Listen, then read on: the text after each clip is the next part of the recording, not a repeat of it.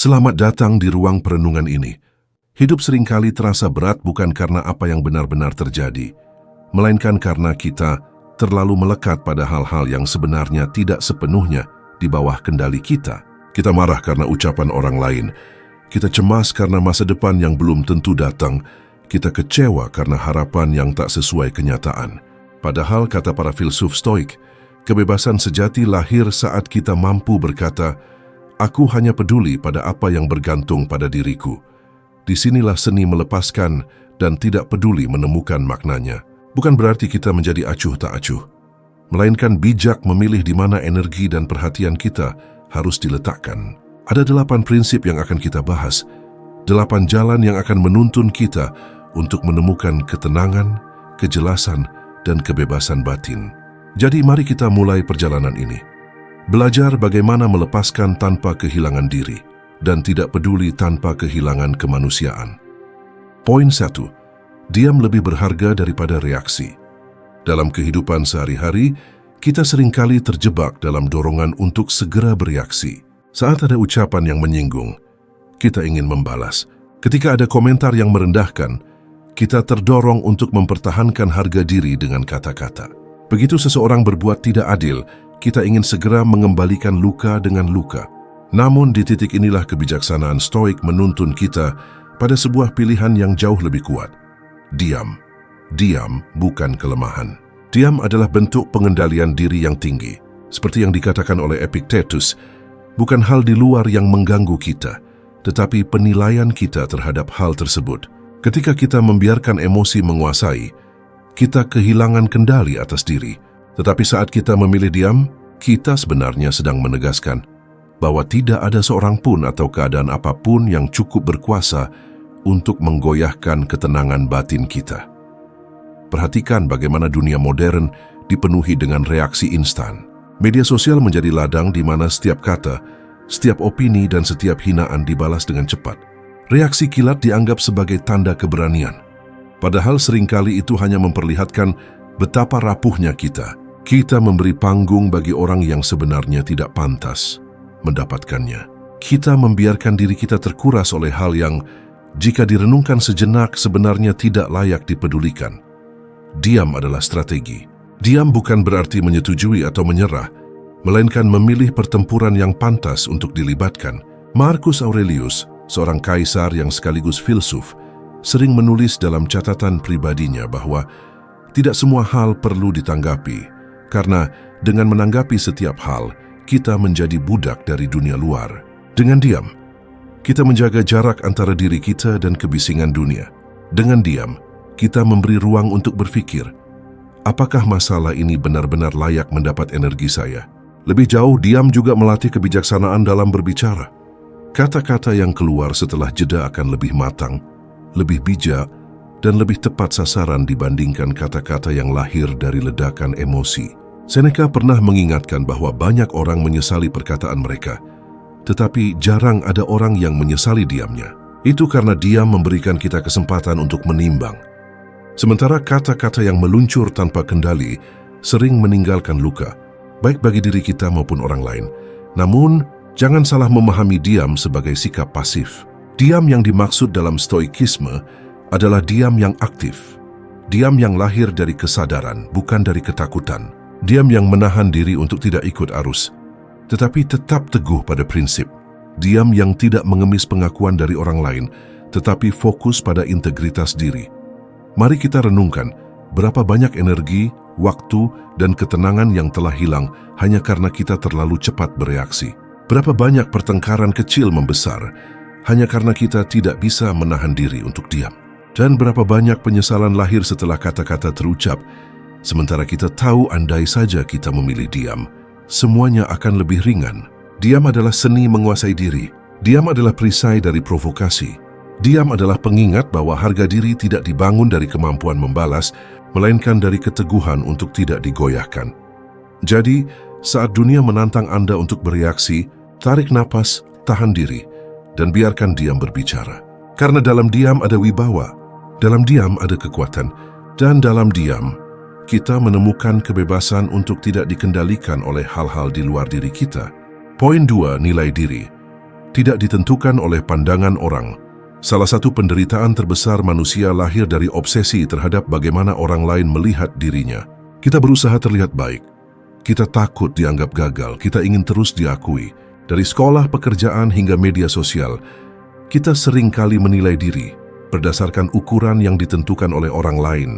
Padahal stoikisme mengingatkan kita akan sebuah kebenaran sederhana namun mendalam. Nilai diri tidak pernah dan tidak akan pernah ditentukan oleh pandangan orang lain. Marcus Aurelius menulis dalam Meditations, "Jika kamu terlalu memedulikan apa yang orang lain pikirkan, maka kamu akan menjadi tawanan mereka sepanjang hidupmu." Kalimat ini adalah peringatan yang keras, namun jujur. Ketika hidup kita diatur oleh validasi, kita sesungguhnya telah menyerahkan kendali diri. Kita menjadi budak dari opini, yang sifatnya fana, berubah-ubah, dan seringkali tidak berdasar. Mari kita perhatikan kenyataan. Opini orang bisa berubah secepat angin. Hari ini kita dipuji, besok kita bisa dihina. Hari ini orang bertepuk tangan, besok bisa melupakan kita seolah kita tidak pernah ada. Apakah kita rela menempatkan nilai diri pada sesuatu yang begitu rapuh? Jika iya, maka kita sedang membangun fondasi hidup di atas pasir. Stoikisme menegaskan bahwa nilai sejati lahir dari karakter, bukan dari penilaian. Integritas, kebijaksanaan, keberanian, dan pengendalian diri, itulah pilar yang menentukan harga diri seseorang. Epictetus pernah mengingatkan murid-muridnya, "Jika kamu ingin dihormati, maka hormatilah dirimu sendiri." Artinya, penghargaan sejati datang dari dalam, bukan dari luar. Penghormatan yang paling tulus adalah ketika kita bisa menatap cermin tanpa rasa malu pada diri sendiri. Perlu kita sadari bahwa mengejar pengakuan orang lain adalah permainan yang tidak ada habisnya. Selalu ada standar baru yang harus dipenuhi. Selalu ada penilaian baru yang harus dihadapi.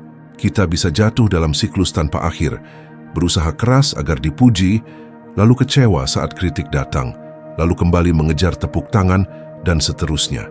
Hidup seperti ini bukanlah kebebasan, melainkan penjara.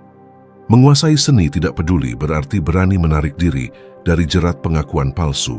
Bukan berarti kita antisosial atau menolak kritik, tetapi kita belajar memilah mana masukan yang membangun dan mana sekadar opini kosong.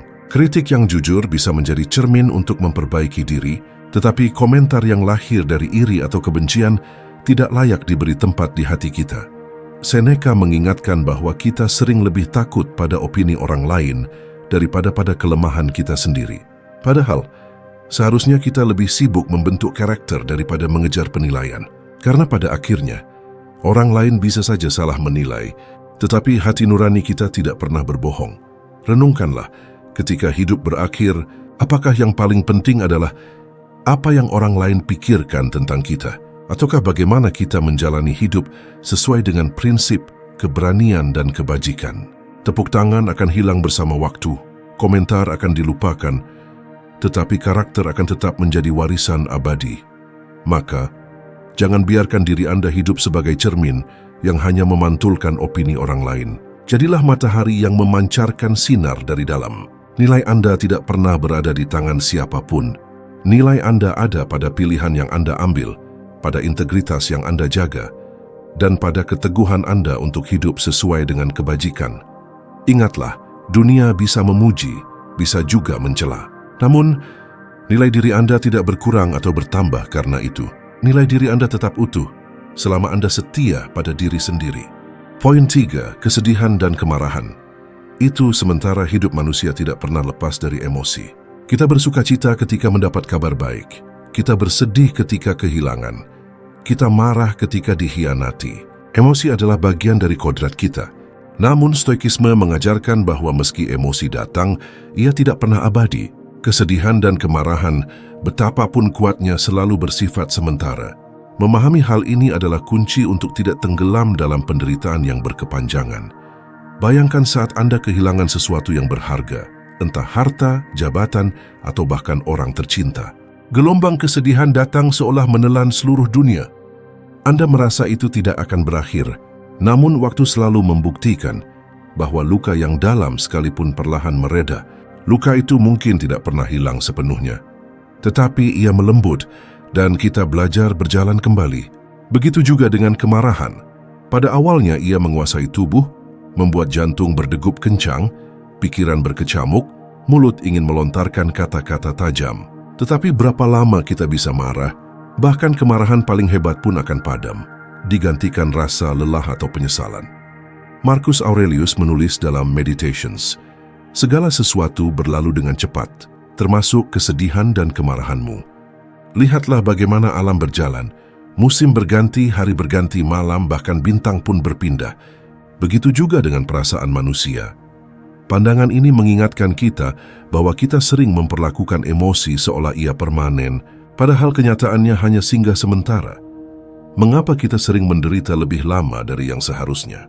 Karena kita melekat pada kesedihan, atau kita memberi makan kemarahan.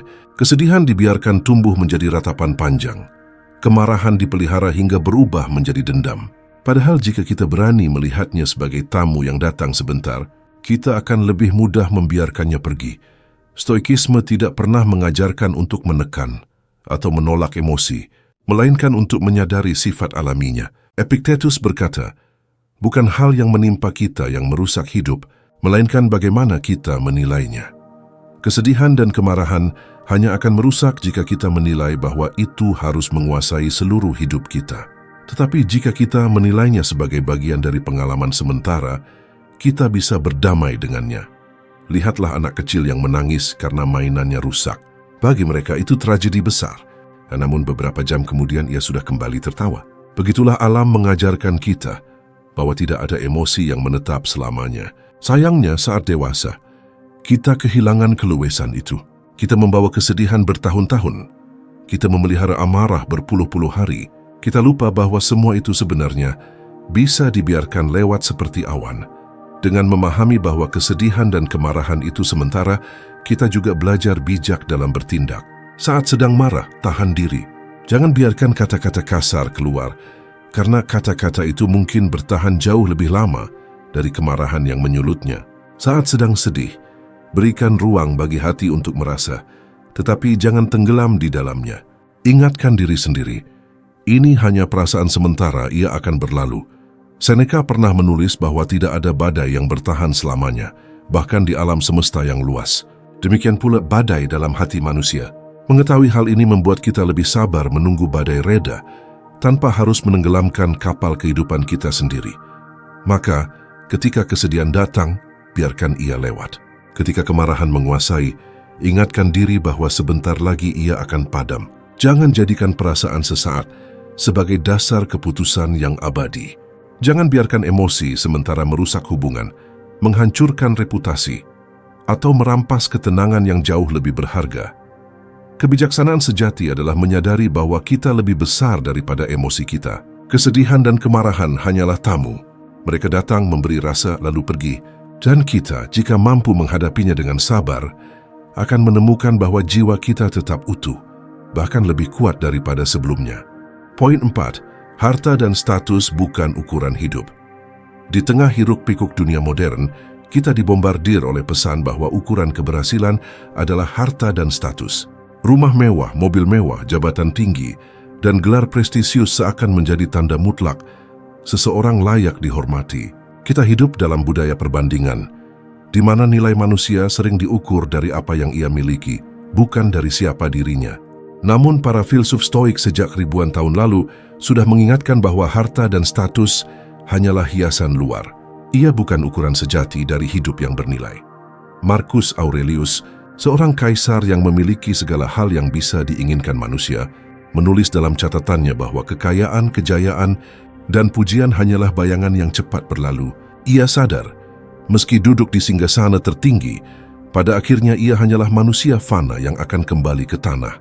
Kekuasaan dan harta tidak bisa menyelamatkan dari kematian, tidak bisa menjamin kebahagiaan, dan tidak bisa menghalangi penderitaan batin. Kita sering terjebak pada ilusi bahwa semakin banyak yang kita miliki, semakin bernilai hidup kita. Padahal, realitas menunjukkan hal yang berbeda. Betapa banyak orang yang hidup bergelimang harta, tetapi hatinya kosong, jiwanya resah dan malam-malamnya penuh gelisah. Betapa banyak orang yang berdiri di puncak status sosial, tetapi tidak pernah benar-benar damai dengan dirinya sendiri. Sebaliknya, Ada orang sederhana yang hidup dalam keterbatasan, namun memancarkan ketenangan, kebijaksanaan, dan kebahagiaan yang tulus. Stoikisme tidak menolak harta maupun status. Mereka mengakui bahwa itu bisa berguna, bisa menjadi sarana, bahkan bisa menjadi kesempatan untuk berbuat baik. Namun yang diajarkan adalah jangan menjadikannya sebagai ukuran hidup. Harta dan status bersifat eksternal, sesuatu yang bisa datang dan pergi di luar kendali kita. Jika kita menggantungkan nilai diri pada hal-hal itu, maka kita sedang membangun jati diri di atas dasar yang rapuh. Epictetus, yang hidup sebagai budak, justru menjadi salah satu filsuf terbesar dalam sejarah. Dari kehidupannya kita belajar bahwa nilai sejati tidak ditentukan oleh status lahiriah, melainkan oleh kebebasan batin, integritas, dan kebijaksanaan yang kita jalani. Ia menunjukkan bahwa meski tubuh bisa terikat rantai, pikiran dan jiwa bisa tetap merdeka. Seneca, seorang negarawan kaya, mengingatkan bahwa harta hanyalah alat. Ia bisa membawa manfaat, tetapi juga bisa menjerat. Yang membuat harta berbahaya adalah saat kita menaruh seluruh harga diri pada kepemilikannya. Karena pada saat harta hilang, kita merasa diri kita juga hilang. Padahal, nilai sejati kita tidak pernah berkurang sedikit pun, meski semua kekayaan diambil dari kita. Mari kita renungkan, apakah yang tersisa jika semua harta kita lenyap dan status kita runtuh? Apakah masih ada harga diri? Apakah masih ada makna hidup? Jika jawaban kita tidak, itu artinya kita telah meletakkan dasar kehidupan di tempat yang salah. Tetapi jika kita bisa berkata, "Aku tetap memiliki diriku, kebajikan, dan keteguhan," maka kita telah menemukan harta sejati yang tidak bisa dicuri oleh waktu ataupun nasib. Stoikisme mengajarkan bahwa kebajikan seperti kejujuran, keberanian, ketabahan, dan kebijaksanaan adalah harta yang abadi. Ia tidak bisa dirampas, tidak bisa dibeli, dan tidak bisa diukur dengan mata uang dunia. Inilah yang membuat hidup benar-benar bernilai, karena ketika seseorang memelihara kebajikan, ia telah memiliki sesuatu yang lebih tinggi dari sekadar harta dan status. Jadi, jangan tertipu oleh kilau luar. Rumah besar bisa runtuh, jabatan bisa dicopot, nama besar bisa dilupakan. Tetapi jiwa yang kuat, hati yang lurus, dan pikiran yang jernih akan tetap berdiri tegak, bahkan di tengah kehilangan terbesar sekalipun. Nilai hidup bukanlah apa yang kita kumpulkan, melainkan siapa kita saat semuanya hilang. Poin 5. Lepaskan keterikatan pada hasil. Manusia adalah makhluk yang penuh dengan harapan. Kita belajar, bekerja, berusaha, dan berkorban dengan tujuan meraih hasil tertentu. Kita ingin dihargai setelah bekerja keras. Kita berharap sukses setelah berjuang. Kita ingin dipuji setelah memberikan yang terbaik. Tidak ada yang salah dengan itu, tetapi masalah muncul ketika kita terlalu melekat pada hasil. Seolah-olah kebahagiaan, nilai diri, dan ketenangan batin hanya akan ada jika hasil sesuai dengan keinginan kita. Padahal stoikisme mengajarkan bahwa kebebasan sejati justru lahir ketika kita berani melepaskan keterikatan pada hasil dan hanya fokus pada apa yang benar-benar berada dalam kuasa kita. Usaha yang tulus dan sikap yang benar. Epictetus dengan tegas mengatakan, "Tugasmu adalah berusaha dengan baik, bukan mengendalikan hasilnya." Kalimat sederhana ini, jika direnungkan, bisa membebaskan kita dari penderitaan batin yang tidak perlu. Betapa sering kita merasa kecewa, bukan karena kita tidak berusaha, tetapi karena hasilnya tidak sesuai bayangan. Kita lupa bahwa hasil dipengaruhi banyak faktor di luar kendali kita, keadaan, nasib, orang lain, bahkan waktu. Mengikatkan diri pada hasil berarti mengikatkan diri pada sesuatu yang tidak pasti. Mari kita ambil contoh sederhana. Seorang petani menanam benih dengan penuh kerja keras, menyiramnya, merawat tanahnya, dan melindunginya dari hama. Namun apakah ia bisa menjamin hasil panennya? Tidak. Hujan, cuaca, atau bencana alam bisa mengubah segalanya. Jika ia hanya menilai dirinya dari hasil panen, maka hidupnya akan penuh dengan kecemasan. Tetapi jika ia menilai dirinya dari ketulusan dan usaha yang sudah ia lakukan, maka ia akan selalu merasa damai apapun yang terjadi. Begitu pula dalam hidup kita. Kita bisa menulis buku dengan penuh dedikasi, tetapi apakah orang akan membacanya? Itu di luar kendali kita. Kita bisa bekerja keras dalam karir, tetapi apakah promosi akan datang tepat waktu? Itu tidak selalu bisa kita atur. Kita bisa mencintai dengan tulus, tetapi apakah orang lain akan membalas dengan cara yang sama? Itu bukan wilayah kuasa kita. Jika kita menjadikan hasil sebagai ukuran kebahagiaan, maka kita sedang menggantungkan hidup pada hal yang rapuh dan berubah-ubah. Marcus Aurelius memberi nasihat yang dalam.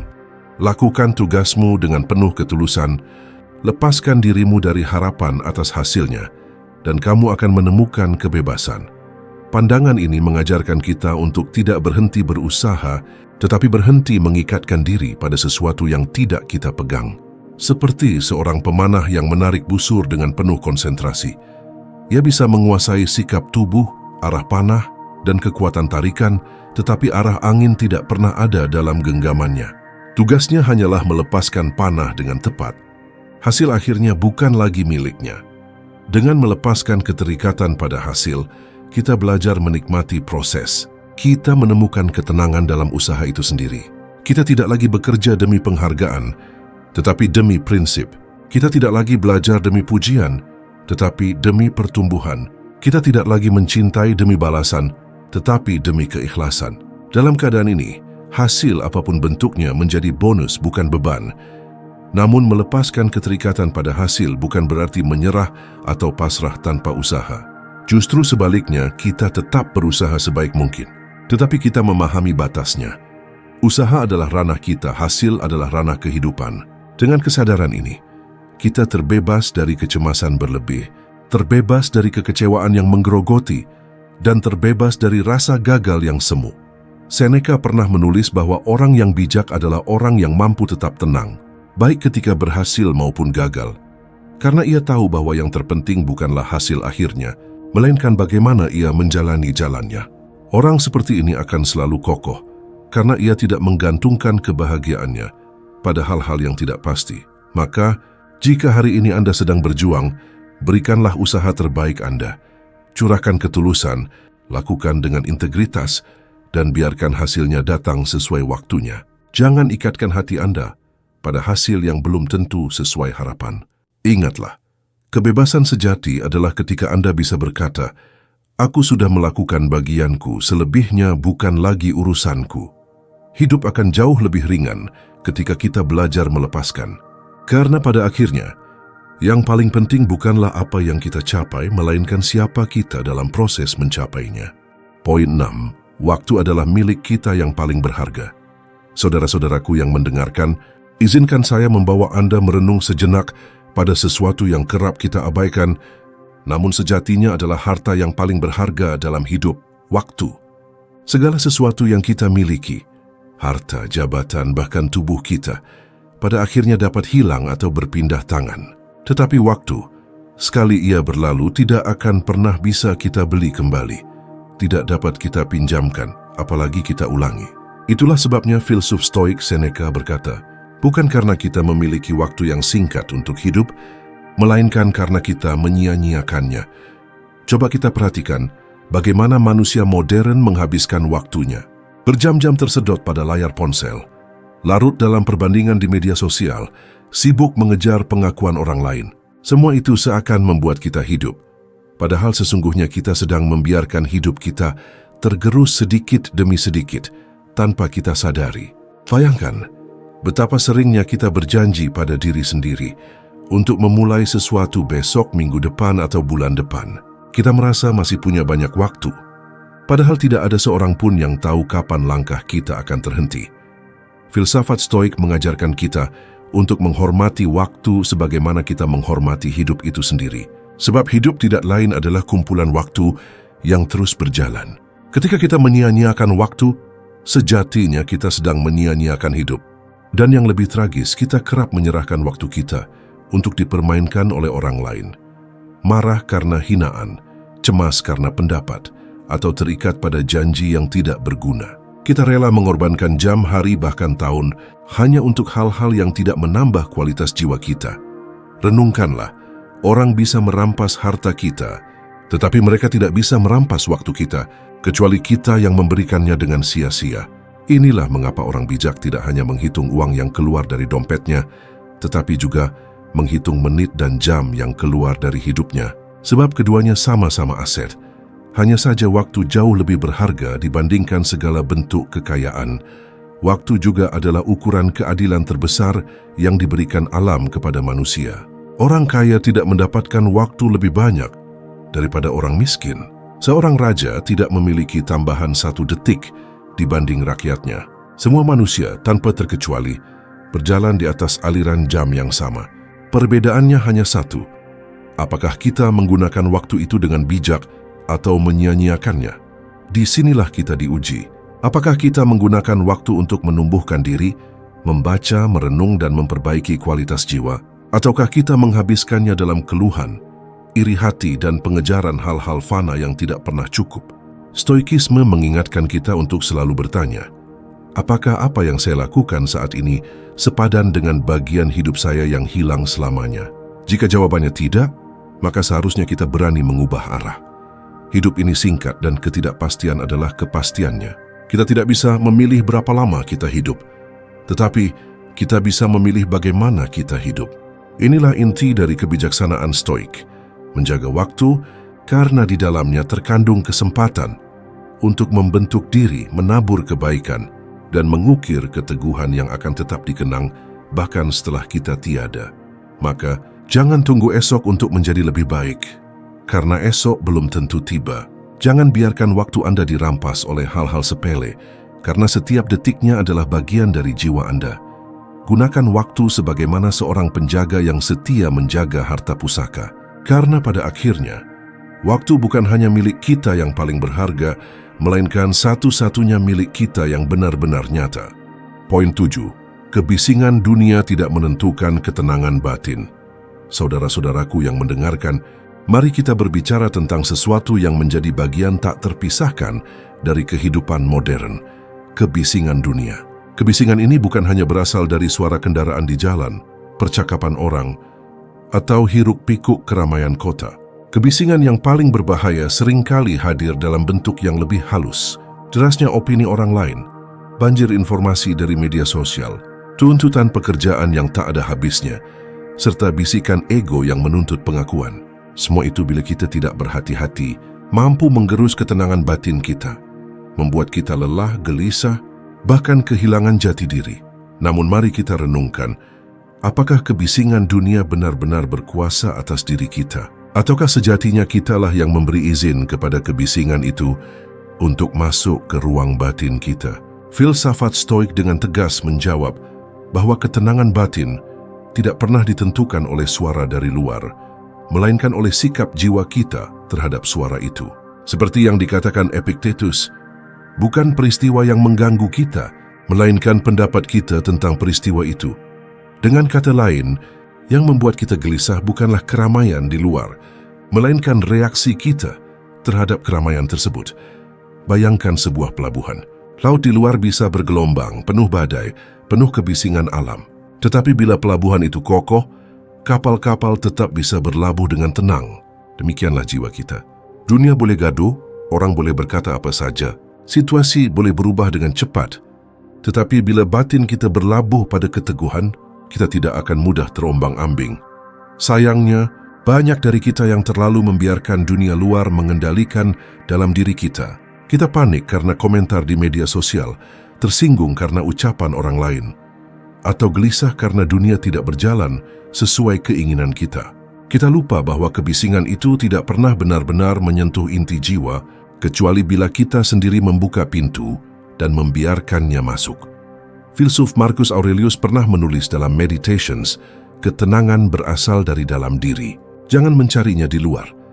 Kalimat ini sederhana tetapi membawa kedalaman makna. Jika kita terus menunggu dunia menjadi tenang, kita tidak akan pernah merasakan damai. Dunia tidak pernah sepenuhnya tenang. Akan selalu ada gosip, akan selalu ada masalah, akan selalu ada peristiwa yang mengguncang. Tetapi kita memiliki kuasa untuk menjaga agar jiwa kita tetap teduh di tengah segala hiruk-pikuk itu. Bagaimana caranya? Pertama, dengan menyadari batas kendali. Kita tidak bisa mengendalikan apa yang orang lain pikirkan atau katakan, tetapi kita bisa mengendalikan bagaimana kita meresponsnya. Kedua, dengan membatasi diri dari hal-hal yang hanya menambah kegaduhan pikiran. Tidak semua berita perlu kita konsumsi, tidak semua perdebatan perlu kita ikuti, tidak semua masalah dunia perlu kita tanggung. Ketiga, dengan melatih kesunyian batin melalui refleksi, doa, atau meditasi. Kesunyian bukan berarti menjauh dari dunia, tetapi menciptakan ruang di dalam diri di mana kebisingan tidak bisa menembus. Saudara-saudaraku, ketenangan sejati bukanlah hadiah dari dunia luar, melainkan keputusan dalam diri. Ketenangan bukan berarti dunia sepi, melainkan kita mampu tetap teduh meskipun dunia berisik. Laksana seorang bijak yang berjalan di pasar ramai, tetapi langkahnya tetap mantap dan pikirannya tetap jernih. Demikianlah seharusnya kita hidup. Ingatlah, kebisingan dunia tidak pernah menentukan ketenangan batin. Yang menentukannya adalah pilihan kita. Apakah kita menyerahkan jiwa kepada hiruk pikuk, ataukah kita berdiri teguh, menjaga batin tetap damai, dan menjadikan diri sebagai pelabuhan yang aman bagi segala badai kehidupan. Poin 8. Belajar menerima kehilangan. Saudara-saudaraku, mari kita bicara tentang sesuatu yang paling pasti dalam hidup, namun paling sulit diterima oleh hati manusia. Kehilangan. Setiap kita cepat atau lambat akan menghadapinya. Kehilangan orang yang kita cintai, kehilangan harta yang kita kumpulkan, kehilangan kesempatan, bahkan kehilangan masa muda yang tidak mungkin kembali. Hidup pada hakikatnya adalah perjalanan yang penuh dengan pertemuan dan perpisahan. Dan perpisahan, betapapun kita ingin menghindarinya, adalah bagian dari hukum alam yang tak terelakkan. Namun mengapa kehilangan terasa begitu menyakitkan? Karena kita sering melekat terlalu erat pada sesuatu yang fana. Kita merasa seolah-olah orang yang kita cintai, harta yang kita miliki, atau posisi yang kita raih adalah milik kita untuk selamanya. Padahal, dalam pandangan Stoik, semua itu hanyalah titipan. Marcus Aurelius mengingatkan, jangan mencintai sesuatu seolah-olah itu akan kekal. Cintailah dengan kesadaran bahwa setiap saat bisa berakhir. Kesedihan memang wajar, bahkan manusiawi. Tetapi penderitaan berlarut muncul ketika kita menolak kenyataan bahwa segala sesuatu dalam hidup ini sementara. Lihatlah alam, bunga mekar lalu layu, matahari terbit lalu tenggelam, musim datang dan pergi. Mengapa kita berharap hidup kita sendiri terbebas dari siklus yang sama? Belajar menerima kehilangan bukan berarti hati kita menjadi dingin atau tidak peduli. Justru sebaliknya, dengan menyadari kefanaan, kita bisa lebih menghargai apa yang kita miliki saat ini. Ketika kita tahu bahwa seseorang tidak akan selalu bersama kita, kita akan mencintainya dengan lebih tulus. Ketika kita sadar bahwa kesehatan bisa hilang, kita akan lebih bersyukur atas tubuh yang sehat hari ini. Ketika kita mengerti bahwa harta tidak kekal, kita tidak akan menjadikan harta sebagai penopang utama kebahagiaan. Filsafat Stoik mengajarkan kita untuk melatih pikiran melalui premeditatio malorum, membayangkan kehilangan sebelum itu benar-benar terjadi, bukan untuk menakut-nakuti diri, tetapi untuk menguatkan hati. Sehingga ketika saatnya tiba, kita tidak hancur, melainkan siap menerima dengan jiwa yang teguh. Ingatlah, kehilangan tidak mengurangi nilai hidup kita. Yang hilang hanyalah hal-hal eksternal, tetapi diri sejati kita tetap ada. Epictetus berkata, jangan berkata, aku telah kehilangan sesuatu, tetapi katakan itu telah dikembalikan. Kata-kata ini mengubah sudut pandang kita. Apa yang kita sebut kehilangan sebenarnya hanyalah pengembalian. Orang yang kita cintai kembali kepada Sang Pencipta. Harta yang kita miliki kembali berputar dalam roda kehidupan. Masa muda kita berganti dengan kedewasaan. Semua kembali pada tempatnya. Saudara-saudaraku, menerima kehilangan berarti berdamai dengan kenyataan bahwa kita tidak pernah benar-benar memiliki apapun. Semua hanyalah pinjaman sementara. Dengan pemahaman ini, kita bisa menjalani hidup tanpa rasa takut berlebihan, tanpa kecemasan yang tak perlu. Kita belajar menikmati momen, menghargai apa yang ada sekarang, dan melepaskan dengan lapang dada ketika saatnya tiba. Kehilangan memang menyakitkan, tetapi ia juga guru yang bijak. Ia mengajarkan kita untuk tidak sombong, untuk rendah hati di hadapan waktu, dan untuk menyadari betapa berharganya setiap detik yang kita jalani. Maka belajarlah menerima kehilangan, bukan sebagai akhir, tetapi sebagai bagian dari perjalanan.